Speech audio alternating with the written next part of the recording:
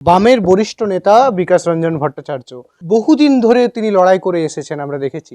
তো সেক্ষেত্রে দাঁড়িয়ে আপনি কি এক্সিট পোলকে বিশ্বাস করেন? আমি করি না তো। তার কারণ এক্সিট পোলের তো কোনো বিজ্ঞান ভিত্তি নেই। ইতিপূর্বে আমরা বহু এক্সিট পোল দেখেছি যার সঙ্গে কোনো বাস্তবের সম্পর্ক নেই। এটা সম্পূর্ণ একটা কাল্পনিক বিষয়। এটা কখনো মিলে গেল তো মিলে গেল হাততালি, না মিলে গেলে মিলল না। অতএব তাকে বিশ্বাস করার কী আছে? আমরা বিশ্বাস করবো মানুষের আসল যখন ফলাফলটা প্রকাশিত হবে। ওই ঠিক বললেন, এক্সিট পোল হচ্ছে জ্যোতিষীর মতো। এক্সিট পোলের ব্যাপার আর হাত দেখে বলা যে তোমার অমুক তারিখে ফাড়া আছে, এই একই ব্যাপার। তার মধ্যে আমি নেই। আসল রেজাল্ট বেরোক, বামেরা যদি সুন্দর হয় তখন আমরা বিবেচনা করব। রেজাল্টে তো আসল তথ্য বেরোবে, কত ভোট বামেরা পাচ্ছে, কত ভোট পেয়েছিল, তুলনামূলক বিচার হবে। তো এক্সিট পোলের উপর দাঁড়িয়ে আমি এক্সিট মন্তব্য করতে চাই না। আমি কোনো রকম গণনাও করি না।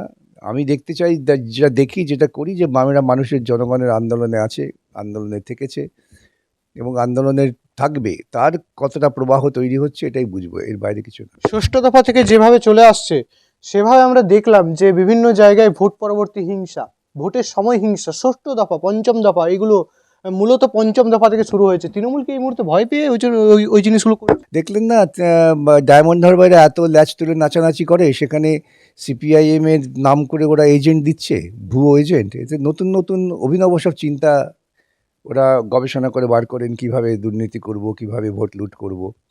সুতরাং ওরা মনে মনে আতঙ্কে ছিল বলেই এই সমস্ত অপকর্ম করেছে। প্রত্যেকটা জায়গায় দেখবেন যেখানে মূলত সিপিআইএম এর বা বামপন্থী ধর্মনিরপেক্ষ যে জোট, সেই জোটের সম্ভাবনা আছে, সেখানে তীব্র গণ্ডগোল করেছে ওরা।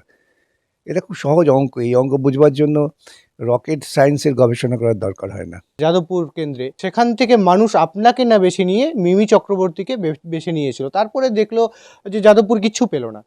সেখান থেকে দাঁড়িয়ে আজকে যে একজন নবীন নেতা বলা যেতে পারে, খুব পরিচিত, খুব জনপ্রিয় একজন মুখ, সৃজন ভট্টাচার্য ওখানে দাঁড়িয়েছে, কি আশাবাদী আপনার?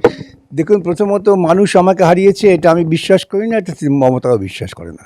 ওরা কিভাবে জিতেছিল সেটা ওরা জানে, এবং সেই জন্য মিমি যে কোনো কাজ করতে পারবেন না সেটা ওরা জানেন, সায়নীও যে কোনো কাজ করতে পারবেন না এটা ওরা জানেন। কেন, পর্দার রংচং মাখা আর সংসদে কাজ করা ভিন্ন। এখন ওরা সেজন্যেই ভাবছেন যে সৃজন একটা অত্যন্ত যোগ্য ছেলে, মাঠে ঘাটে লড়াই করা ছেলে, লেখাপড়া জানা ছেলে, শিক্ষিত ছেলে, যারা প্রকৃতপক্ষে সংসদে মানুষের কণ্ঠ পৌঁছে দিতে পারবে, তাকে দাবিয়ে রাখবার জন্য তো ওরা আপ্রাণ চেষ্টা করবে। কেন, ওরা তো মানুষের কণ্ঠস্বর সংসদে পৌঁছুক এটা চায় না। এটা বিজেপিও চায় না, তৃণমূলে চায় না। ওরা চায় যারা সংসদে গিয়ে বলতে পারবে রাম মন্দির করো, জগন্নাথ মন্দির করো, ইসকন মন্দির করো, তাদের পাঠাবার চেষ্টা করবে। ঠিক না, না সেটা প্রথমত তার সঙ্গে মানুষের জীবনের কোনো সম্পর্ক নেই। আপনি 1000 দিন মন্দিরে পড়ে থাকলে আপনার পেটে ভাত জুটবে না, নিজে যদি কাজ না করে খান। সুতরাং মন্দির, মসজিদ, গির্জা যদি ভাত দিতে পারতো, শিক্ষা দিতে পারতো, মানুষকে বিজ্ঞানের আলো দিতে পারতো, তাহলে তো বহু বছর আগেই মানুষ সমস্ত আলোকিত হয়ে যেত।